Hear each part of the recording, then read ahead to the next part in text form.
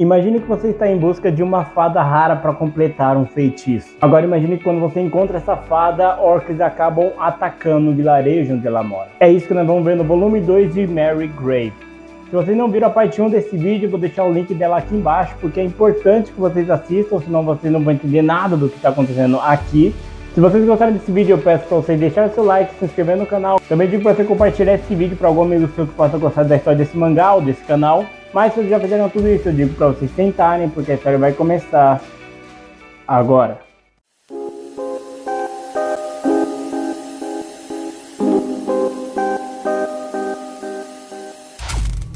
A história continua justamente de onde ela parou, com o Sour derrotando o líder daqueles orcs. O Sour ele fala para aqueles orcs irem embora e para eles nunca mais voltarem, porque senão ele vai atrás de cada um deles até dizimar totalmente aqueles orcs. Aqueles orcs então fogem daquele local e é só então que o Sour vê o estado que a Jen tá.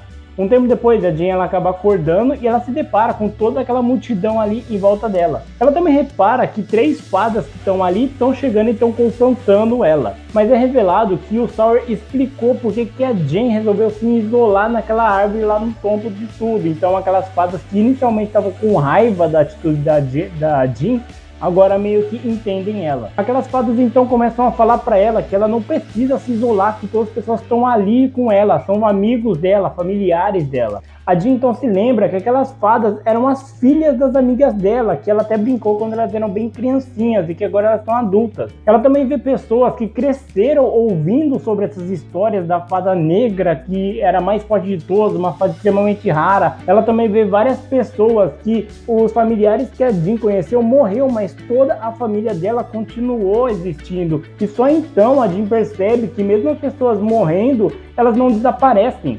A história dela, o legado delas continua existindo, seja no nosso coração ou nas pessoas que ela deixa para trás. E vendo isso, o Sour fica totalmente feliz, porque ele vê a Jen se acertando com as amigas dela, reconhecendo que o jeito que ela pensava era errado, só que ao mesmo tempo ele se sente um pouco depressivo. O Sour ele fala que ele fica feliz pela Jen e tudo, só que ele queria sentir a mesma coisa, só que ele sabe que não vai conseguir porque a Rosária não tá mais nesse mundo. Um tempo depois, o Sour ele ajudou a reconstruir boa parte daquela cidade, só que ele percebe que já passou da hora dele ficar ali, ele vai ter que ir embora. A Jen ela não acredita que o Sour vai continuar buscando os itens do livro da morte. Só que quando ela fala isso, a gente vê que tem alguém que está prestando atenção no que ela está falando. E quando ela falou o livro da morte, isso chamou bastante atenção dessa pessoa. Ele fala que não quer se despedir de cada uma daquelas pessoas, porque levaria bastante tempo, e despedir é uma coisa que ele não gosta tanto, então ele simplesmente se despede de todo mundo, da Jen, e vai embora. E é quando aquele tiozinho que cuida daquela lanchonete, ele fala que é bom que a Jen vá com ele. Afinal de contas, ela quer ir. Ele fala que não tem problema ela ir e demorar bastante tempo. Quando ela voltar, aquela casa sempre estará de portas abertas para ela. Então ela decide ir correndo atrás do Sour. A Jen alcança o Sour e começa a confrontar ele, fala que ele sempre parece que tá sempre feliz, sempre alegre, que é um cara durão, só que na verdade o Sour ele é o cara mais triste que ela já conheceu. E o Sour ele concorda com isso. Ele fala que ele poderia muito bem ficar naquela vila, que lá tudo é perfeito, todas as pessoas são gentis, teria uma boa comida, uma boa vida, só que ele não consegue ter uma vida feliz sem a Rosária estando do lado dele. Então ele não vê alternativa se não continuar essa busca. E é quando a Jen fala que vai com ele, porque afinal de contas a Rosária é amiga dela também. E que ela fala que se o Sour pisar na bola, ela vai estar sempre ali para corrigir ele. E quando os dois se acertam e começam a ir para a missão para procurar o resto dos ingredientes, a gente percebe que a pessoa que estava ouvindo os dois conversarem está seguindo eles.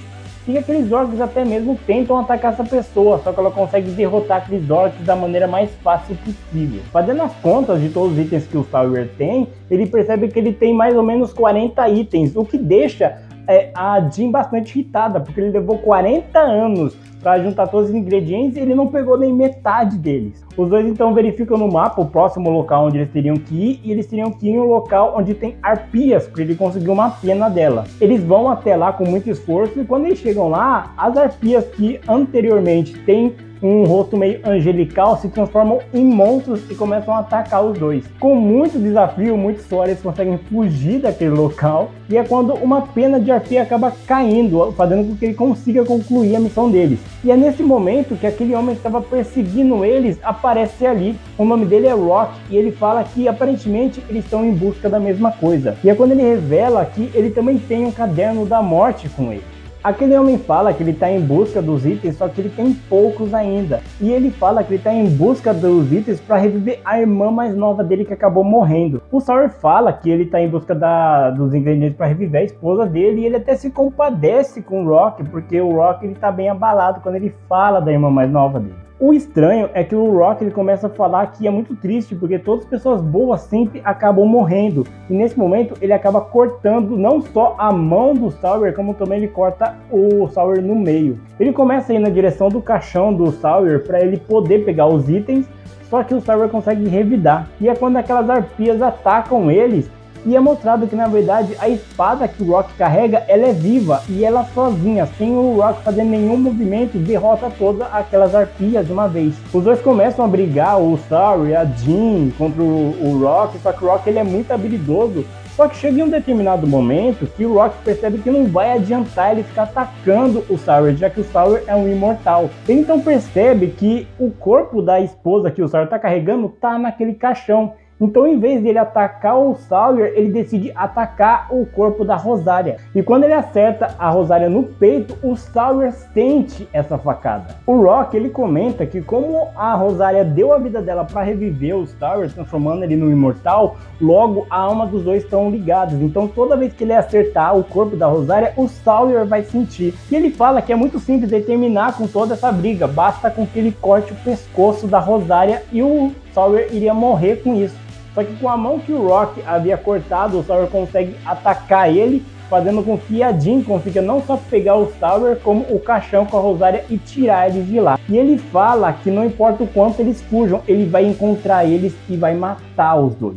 A Jean ela consegue levar o Sawyer para longe, ela cuida tanto do ferimento do Sawyer como da Rosaria. E o Sawyer fala que mesmo tendo toda essa tensão, ele ter se machucado, ele fala que é uma coisa boa, porque foi a primeira vez em anos que ele se sentiu um ser humano. Um tempo depois, o Sawyer já recuperado, eles começam a ver no mapa onde que eles vão agora pegar o próximo item, e eles vão em um local onde é meio que um pântano perigosíssimo, tanto que a Jean fala que todos que foram para lá dificilmente voltavam. O estranho é que quando eles chegam lá, aquele pântano tá maravilhoso, tá cercado até mesmo de sereias. O Sawyer e a Jean até perguntam para uma das sereias se aquele pântano não era um pântano extremamente perigoso. Ela falou que aquele pântano já foi perigoso. Ela fala que no início aquele pântano sempre foi assim. Agora é um mar, no caso, né? Tipo um riacho, enfim. Ela fala que sempre foi daquele jeito, só que um dia algumas criaturas chegaram lá que acabaram transformando aquele lugar em um inferno. Só que um dia apareceu uma mulher lá, que era justamente a Rosaria. A Rosaria, sem dificuldade nenhuma, ela conseguiu derrotar aquelas criaturas e ela restaurou a paz naquele lugar. Então aquelas sereias são eternamente gratas a ela. E tudo que a Rosaria queria era um pedaço da escama das sereias para poder reviver uma pessoa amada. O Sawyer ele fica extremamente maravilhado com a beleza que a Rosaria trouxe para aquele local. Ela nem acredita que ela era tão habilidosa, incrível dessa maneira. E quando o Sawyer ele fala que ele vai precisar da escama das sereias também, aquelas sereias dão aquela escama sem nenhum problema para ele. Então eles acabam indo embora para procurar o próximo item. Tanto o Sawyer como a Jean eles continuam na viagem deles. Eles estão indo agora no reino dos anões para coletar o próximo item. E durante a viagem, eles até percebem um cavaleiro da Ordem Grave. A Jean, ela fala que essa é uma ordem bem antiga, ela não sabe exatamente o que eles faziam, só que ela sabe que eles sempre estiveram presentes em momentos históricos. Só que ela não sabe dizer o que exatamente eles fizeram nesses momentos. Caminhando um pouco mais, eles chegam até um local, uma espécie de castelo destruído, onde tem uma espécie de estátua no meio do caminho. E quando eles vão passar, essa estátua na verdade está viva e acaba atacando eles.